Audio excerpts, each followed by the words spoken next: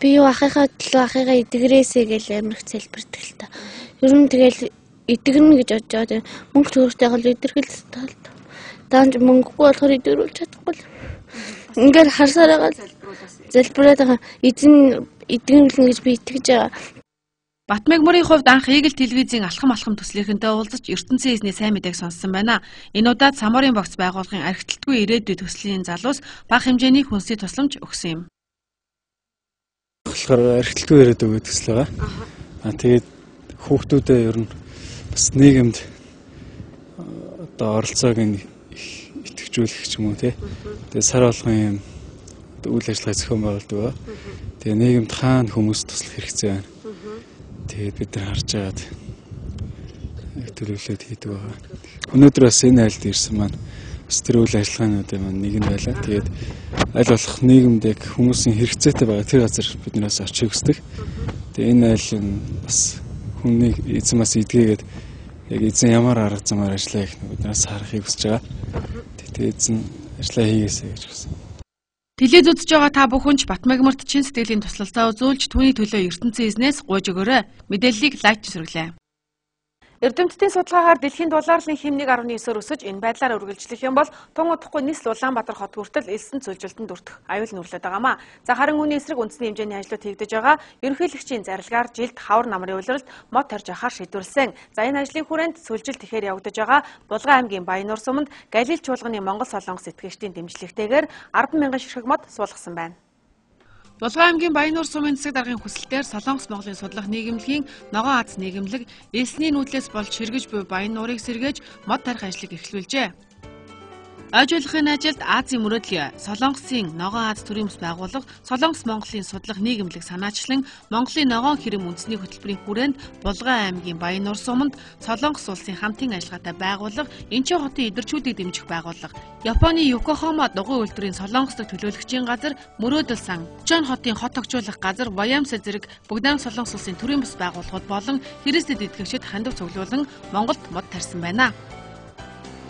Тус байгууллагын тэргүүн Галил Монгол цуглааны пастор Им Ёнжин, Галил Монгол цуглааныхан Монгол дахь амийн таалах цуглаан зэрэг газрууд гар бие оролцож Баяннуурын эрэгт ирээдүйн 10,000 модыг тарьж Галил төгөл хэмээн нэрлсэн байна. Дээрх хөтөлбөрийн нэг салбар болох Булган аймгийн Баяннуур сумын нутагт 2009 онд хайлаасан төгөл байгуулсан. Энэ төслийг байгуулснаар цөлжилт, шар шороон шуурхайн аюулаас урдчилсан сэргийлэх мөн нутгийн ард иргэд ажлын байраар хангагдсан байна. Мэдээллийг Light News-ийн фото мэдээ хүргэлээ.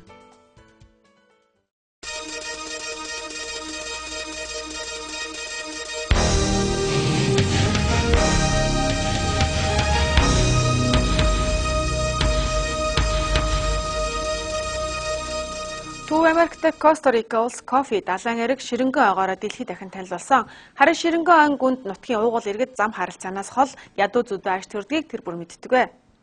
Таламанка хэмээхийн нутагт Бири, Капекар зэрэг олон овог аймаг оршин суудаг байна.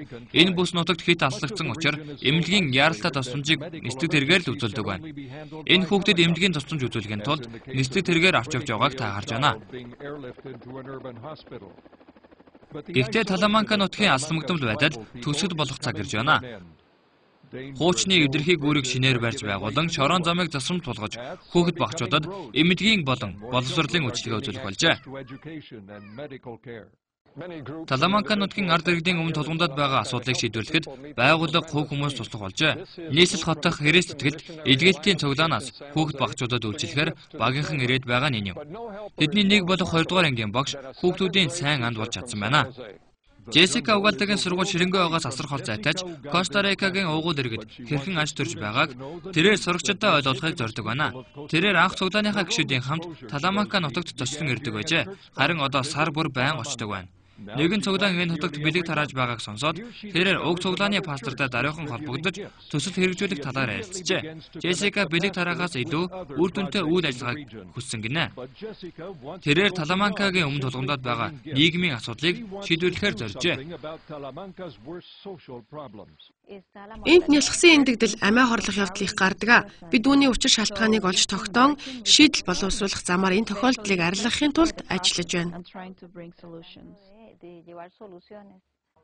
Ефран Ретана эмч эдгээр тохиолдол өсөж байгааг баталжээ. Эндхийн их эмч тэрээр сүүлийн 4 жилийн турш Саламанка нутгийн иргэдэд эмнэлгийн тусламж үзүүлж байна.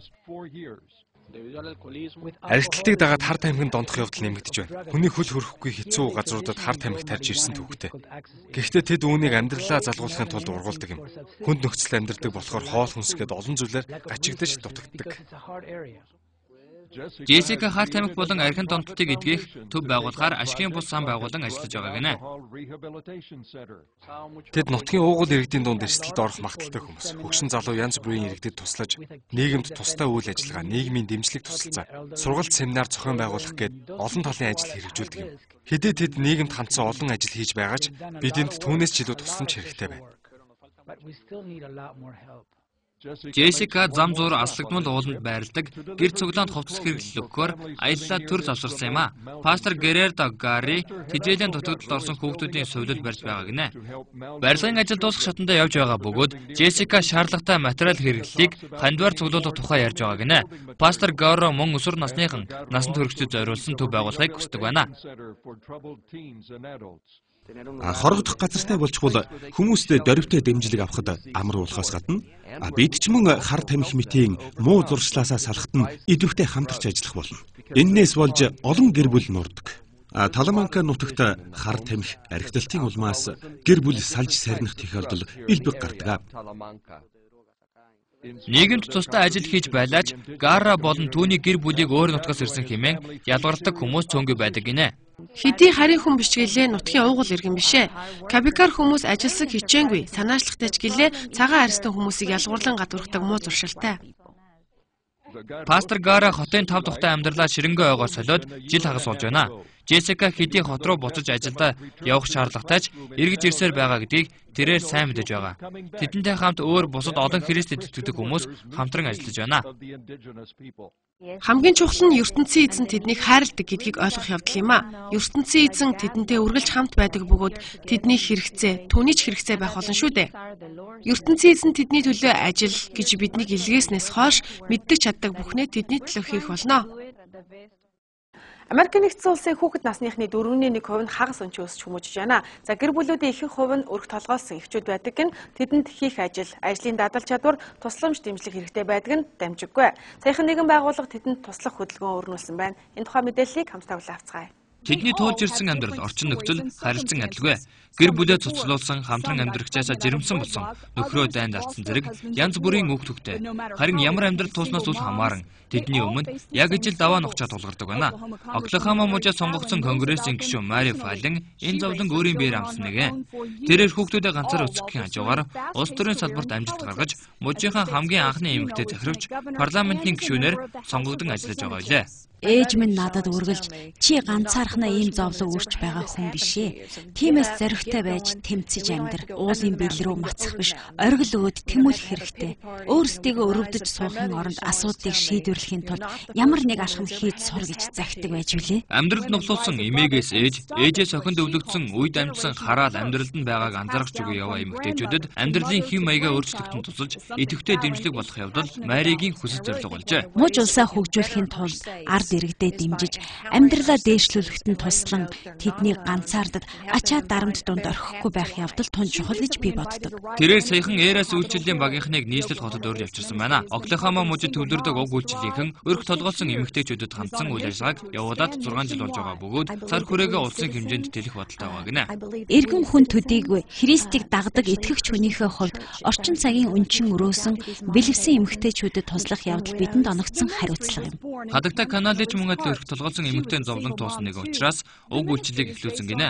Уг үйлчлэл Яшах намны 60 дугаар бүлгийн 1 дээр үндэслэсэн байна. Босох тун гэрэлт учир нь чиний гэрэл ирж мөнхийн эзний алдар сүр чиний дээр мандах болно.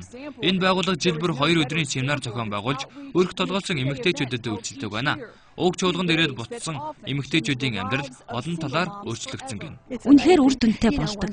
Нэг удаа нэгэн эмэгтэй бидэнд ингэж ярьсан юм. Би байнга л хүүхдүүдэд баярлуулахын төлөө зүтгэж амьдардаг. Харин энэ чуулга уулзалт миний хувьд шинэ жилийн бэлэг мэт санагдаж байна гэсэн юм. Хүүхдүүд асрах өрөөнд тоглож байх зуур эхчүүд шагнал урамшуулалт хүртэж байна. Түүнчлэн уур бухимдаа ялан дийлэх, хүүхдийнхээ эцэг тэрхэн хандах, өсвөр насны хүүхдүүдийн онцлог цаг хуваарлалтаас өксүүлээд нойлын өрөөний эвдэрхий сулдрыг засаж янзлах хүртэл заах сургалт сонирхолтод хамрагддаг гинэ. Lightness мэдээллийн хөтөлбөрийн турш бидэнтэй хамт байсан та бүхэнд баярлалаа. Хэрвээ та бүхэн Lightness мэдээллийн хөтөлбөр санал өргөхийг хүсэх юм бол хөтөлбөрийн дагуур гарч байгаа имэйл хаяг болон утсаар хандаарай.